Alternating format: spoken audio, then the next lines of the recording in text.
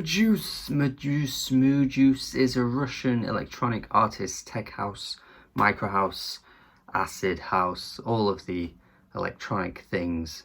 This album came out at the beginning of March, been listening to it pretty recently, and I've got to say it's been one of those releases that with more listens you find more things to be satisfied about, you unlock more minor details that please your ears more than they did on the first time you played it. The details are very refined on this album. There's lots of repetitive grooves. It's incredibly hypnotic the whole way through, as you have these loops that kind of get repeated over and over and over and over. There's also this intergalactic flair to this album too. The opening track makes it feel like you're trapped in a planetarium and you're just staring at the stars, and the stars are just whooshing all around and swallowing you up, whatever the hell that metaphor was attempting to be there. That continues later on in the album with the track Ffwrk, Part 2, Nomer, Tvoi, I think is how you would say it. No, that is probably not.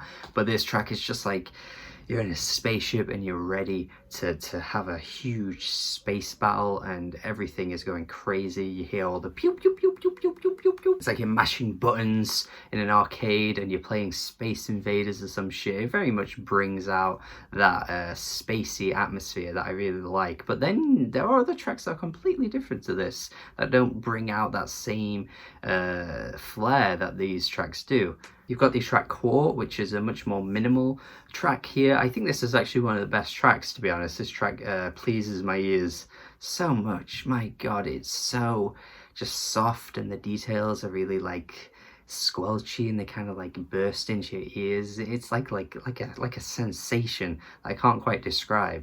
It might not necessarily be one of the more eventful tracks on the album, especially when you've got tracks like KTO, which are just magnificent tech house bangers. But I do think there's something about this track that just kind of hits in a different way in what I was expecting, considering how much of the album does kind of go all out there with the punchier tech house moments. KTO, man, absolutely fantastic track. Probably going to be one of my favorites of the year, just because of how replayable this track is, and it does go on for a little while, I must admit, but I think that is what this album actually thrives in the sense that you have these tracks that are pretty lengthy, but they do manage to keep your attention and not bore you for long periods of time, because they do repeat a lot of ideas going through the track. I would say there's one track that doesn't quite nail it, and that's the Cassiope 2004 track, which just maybe runs on a little too long. Perhaps the ideas on this one don't quite intrigue me as much as the other tracks, because I think you could probably shorten this, or at least extend the ideas and take the track in a different direction instead of just repeating the groove over and over. Like fake Snowflake, which just continuously changes throughout the track, and you know, you have these rises, you have these falls, and you know, you just have these peaks and troughs that just take you on an adventure. And I really like that track, the way that it manages to just keep everything interesting for the whole runtime. And I think Cassiope 2004 doesn't quite get it.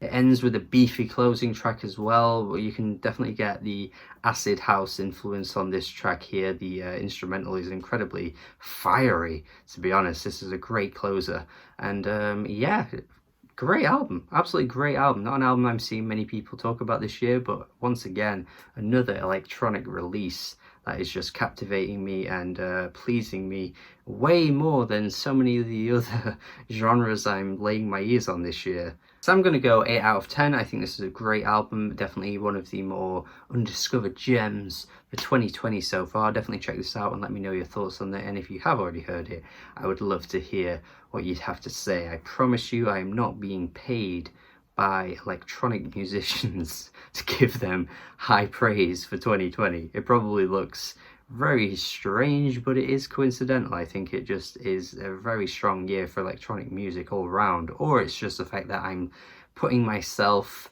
into more of these releases this year. Maybe I wasn't listening to as many electronic albums last year as I am this year. I don't know, but I'm just finding so much to love about these albums in 2020, and I hope you check them out, and hopefully you're hearing my recommendations. Thank you for watching my review. Great album. Hopefully you enjoy it as much as I do.